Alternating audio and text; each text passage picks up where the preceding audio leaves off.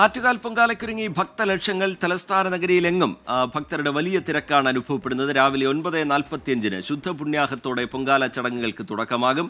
രാവിലെ 10:15 പണ്ടാരടുപ്പിൽ തീ പകരും. 1:15 പൊങ്കാല നിവേദ്യ സമർപ്പണം. അനുജ രാജേഷ് ആറ്റുകാൽ ക്ഷേത്രത്തിൽ നിന്ന്, അതുപോലെ സ്മിത ഹരിദാസ്, സുജിത് സുരേന്ദ്രൻ ഇവരൊക്കെ വിവരങ്ങളുമായി നമുക്കൊപ്പം ചേരും.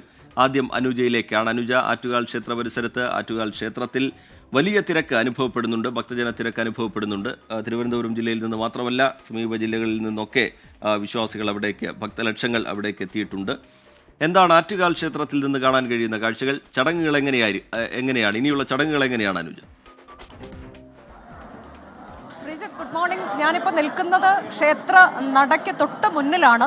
ഇന്ന് വെളുപ്പിന് 4 മണിക്ക് നട തുറന്നതാണ്. അതിനും മണിക്കൂറുകൾക്ക് മുൻപ് തന്നെ ദേവിയെ കണ്ട് തൊഴാനുള്ള ഭക്തരുടെ നീണ്ട ക്യൂ, അതും കിലോമീറ്ററുകളോളം നീളത്തിൽ വ്യാപിക്കുന്നതാണ് നമ്മൾ കണ്ടത്. പുലർച്ചെ മുതൽ തന്നെ ആ ക്യൂ ഉണ്ടായിരുന്നു. ഇപ്പോൾ കഴിഞ്ഞ കുറേ സമയമായി ഭക്തരെ ഇങ്ങനെ കടത്തി വിട്ടുകൊണ്ടിരിക്കുന്ന കാഴ്ച എനിക്ക് തൊട്ട് പിറകിൽ കാണാൻ കഴിയുന്നുണ്ട്. എങ്ങും ദേവീ മന്ത്രങ്ങളാണ്. അമ്മേ നാരായണ, ദേവി നാരായണ, ഭദ്രേ നാരായണ എന്നീ മന്ത്രങ്ങൾ ഉരുവിട്ടുകൊണ്ട് ഭക്തലക്ഷങ്ങൾ അമ്മയെ കണ്ട് തൊഴുത് പിന്നീട് അവർ പൊങ്കാല സമർപ്പിക്കാൻ പോവുകയാണ്. കൃത്യം 9:45 ശുദ്ധ പുണ്യാഹത്തോടെ ഈ ചടങ്ങുകൾക്ക് തുടക്കമാകും.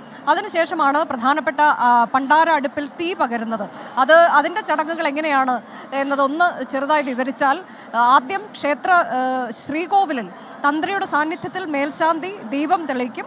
പിന്നീട് ആ ദീപം ക്ഷേത്ര തിടപ്പള്ളിയിൽ ആ ദീപം തെളിയിക്കുന്നു. അത് മേൽശാന്തിക്ക് കൈമാറുകയാണ് മേൽശാന്തി ചെയ്യുന്നത്. പിന്നീട് പ്രധാനപ്പെട്ട പണ്ടാര അടുപ്പിലേക്ക് കൂടി ഈ അഗ്നി പകരുന്നതോടെ വെടിക്കെട്ടുണ്ടാകും, കൂടാതെ ചെണ്ടമേളമുണ്ടാകും. അത് ഒരു സൂചനയാണ്. മറ്റ് ഭക്തർ അവരുടെ അടുപ്പുകളിലേക്ക് തീ പകരാനുള്ള സൂചന. അങ്ങനെ ലക്ഷക്കണക്കിനായ അടുപ്പുകളിലേക്ക് തീ പകരും. അതിനുശേഷമാണ് പൊങ്കാല നിവേദ്യം തയ്യാറാക്കൽ എന്നുള്ളത്. ദേവിക്ക് ഏറ്റവും പ്രിയപ്പെട്ട പായസം അതെല്ലാവരും ഉണ്ടാക്കും. വെള്ളച്ചോറുണ്ടാക്കും, കൂടാതെ തെരളിയപ്പം, മണ്ടപ്പുറ്റ്, അങ്ങനെയുള്ള മറ്റ് വിഭവങ്ങൾ അതൊക്കെ ഓരോ വഴിപാടായി കൂടി സമർപ്പിക്കുന്നതാണ്. അങ്ങനെ അതെല്ലാം ഉണ്ടാക്കി ഉള്ള കാത്തിരിപ്പ്. കൃത്യം 1:15 നിവേദ്യം, അതായത് തീർത്ഥം തളിച്ചുകൊണ്ടുള്ള പൊങ്കാല ഉണ്ടാക്കിയിട്ടുള്ള എല്ലാ അടുപ്പുകളിലും നിവേദ്യം തളിക്കുന്നു. അതോടെ അത് ദേവി സ്വീകരിച്ചു എന്നാണ് അതിൻ്റെ വിശ്വാസം. അതാണ് ആ ചടങ്ങ്. അതോടെ പൊങ്കാല സമാപിക്കുകയാണ്. ഈ വർഷത്തെ പൊങ്കാല അതോടെ സമാപിക്കും. ഇതൊരു വർഷത്തെ കാത്തിരിപ്പാണ് ശ്രീജിത്ത്. ആത്മസമർപ്പണത്തിനായുള്ള ഒരു വർഷത്തെ കാത്തിരിപ്പ്. തങ്ങളുടെ എല്ലാ ദുഃഖങ്ങളും ആത്മസംഘർഷങ്ങൾക്കും ദേവിക്ക് മുന്നിൽ സമർപ്പിച്ചിട്ട് ഭക്തർ ചാരിതാർത്ഥ്യത്തോടെ മടങ്ങുന്ന ഒരു കാഴ്ച, അതാണ് നമ്മൾ അല്പസമയത്തിനകം കാണാൻ പോകുന്നത്. കഴിഞ്ഞ ഒരു വർഷം അവർ ഇതിനുവേണ്ടി കാത്തിരിക്കുകയായിരുന്നു. വലിയ വ്രതവും ഒക്കെ എടുത്ത് നോയമ്പ് നോറ്റുകൊണ്ടാണ് ഇങ്ങോട്ടേക്ക് ഭക്തർ എത്തുന്നത്. 9 ദിവസത്തെ നോയമ്പ് എന്നുള്ളതാണ് അതിൻ്റെ ചിട്ടയായ ചടങ്ങ്.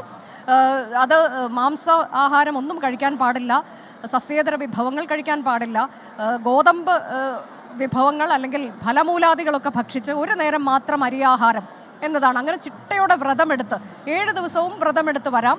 ഇനി ഇന്നലെയാണെങ്കിൽ ഒറ്റ നേരം മാത്രം ഇവർ ഭക്ഷണം കഴിച്ച് ഇന്ന് ഈ പൊങ്കാല ചടങ്ങുകൾ പൂർത്തിയാകുന്നത് വരെ ജലപാനം പോലും ഇല്ലാതെ അങ്ങനെയുള്ള വ്രതനിഷ്ഠയോടെയാണ് ഇങ്ങോട്ടേക്ക് ഈ ഭക്തർ എത്തിയിട്ടുള്ളത്.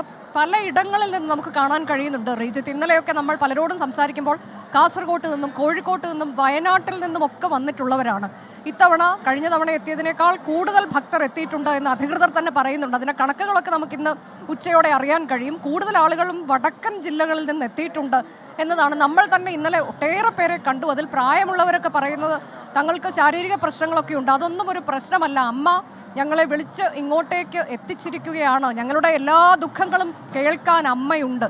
അപ്പോൾ അതെല്ലാം പറഞ്ഞ് വീണ്ടും അവർ ഒരു പ്രതീക്ഷാനിർഭരമായ മടക്കം, അതാണ് ഇവിടെ ഉണ്ടാകാൻ പോകുന്നത്. ഒപ്പം തന്നെ അധികൃതർ എല്ലാ സജ്ജീകരണങ്ങളും ഒരുക്കിയിട്ടുണ്ട്, സുരക്ഷാ സംവിധാനങ്ങൾ. ഈ കടുത്ത ചൂടുമായി ബന്ധപ്പെട്ട് എന്തെങ്കിലും ആരോഗ്യ പ്രശ്നങ്ങളൊക്കെ ഉണ്ടെങ്കിൽ അതിനായി ആരോഗ്യ സംവിധാനങ്ങൾ, മെഡിക്കൽ സംഘം, 10 സംഘങ്ങളുണ്ട്.